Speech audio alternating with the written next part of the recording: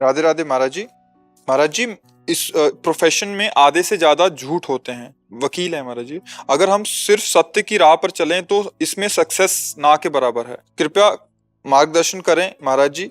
वैसे तो मतलब कई बार ऐसे बड़े बड़े वकील भी आए जो हाई कोर्ट और सुप्रीम कोर्ट। तो सक्सेस शब्द का अर्थ क्या होता है, हम आपसे पूछना चाहते हैं कि आपके दिमाग से कि आपने सक्सेस शब्द का अर्थ क्या लिया है, आपने किस भावना को सक्सेस माना है, आप बोलिए।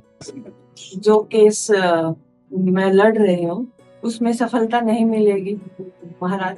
दूसरा ये कि परिवार का भरण पोषण नहीं होगा।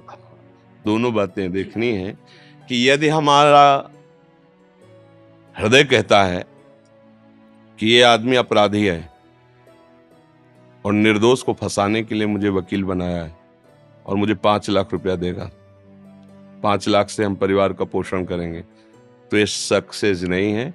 अपने हाथों से अपने पैर काटने हैं, हमारी सच्ची बात मान लेना। अगर आपको पता है फ्रॉड है, ये मुकदमा फ्रॉड है, ये आदमी अधर्मी है और मुझे बहुत पैसा दे करके और मुकदमा में जीत गई और निर्दोष को सजा हुई, तो आपने अपने आप को बिल्कुल मिटाने की तैयारी कर ली। बुरा ना माना जाए, जो अगर हमसे प्रश्न किया जाता है तो हम जो शास्त्र सम्मत है वो कह रहे हैं। अगर आपको पता है कि धन से ही केवल परिवार का पोषण होता है तो ये भ्रम छोड़ दीजिए। बहुत से धनी ऐसे हैं जहां विध्वंस बचा हुआ है। बस ये बात ध्यान रखो, हम हृदय की बात कहते हैं, आप सब हमारे परिवार की तरह हो। माना कि आपको 500 रुपया मिलेगा, 5 लाख नहीं मिलेगा, पर 500 की जब 100 रुपया की हरी सब्जी लेके जाओगे और 1 किलो आटा की रोटी बना के पाओगे तो सब चैन से सुखी रहेंगे और आपकी बुद्धि बढ़िया काम करेगी। और जब शरीर छूटेगा ना तो आपको अच्छी गति मिलेगी।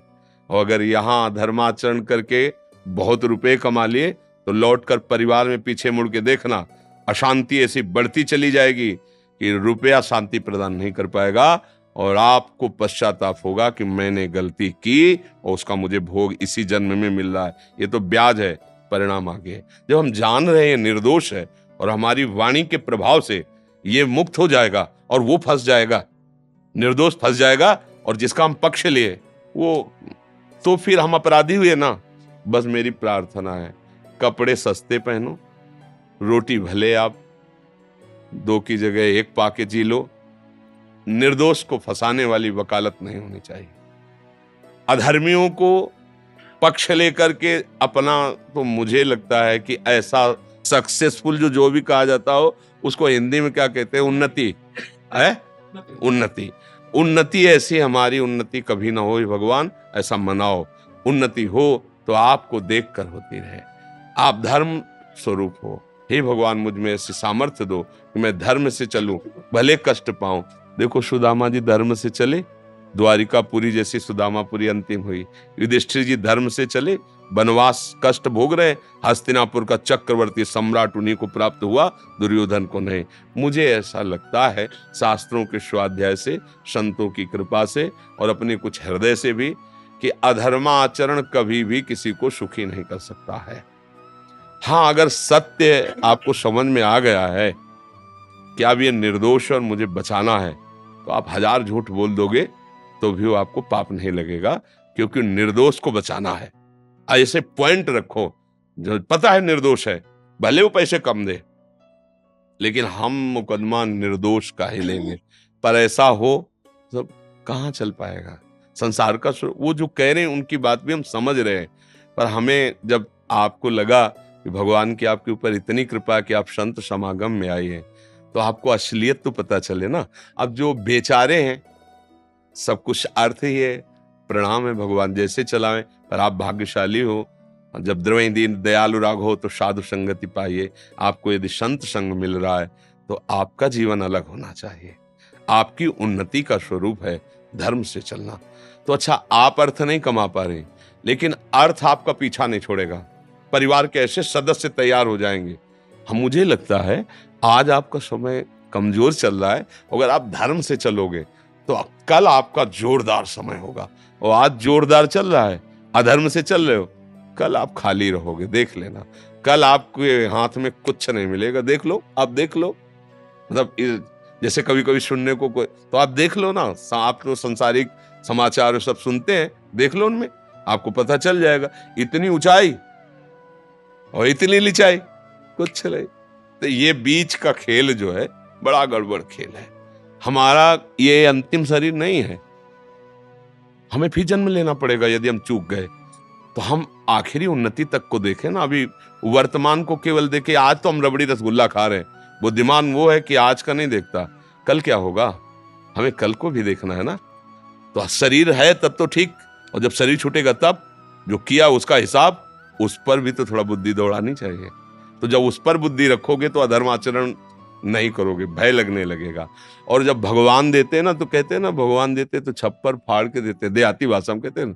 और जब लेते नहीं, तो बस ये बात ध्यान रखो, अगर वो देंगे तो ऐसा पुत्र हो जाएगा, ऐसा परिवार का कोई सदस्य हो जाएगा कि जैसी तुम्हारी भावना थी वो पूरा कर देगा। और अगर हम अधर्माचरण करेंगे तो ना इधर शांति ना उधर शांति।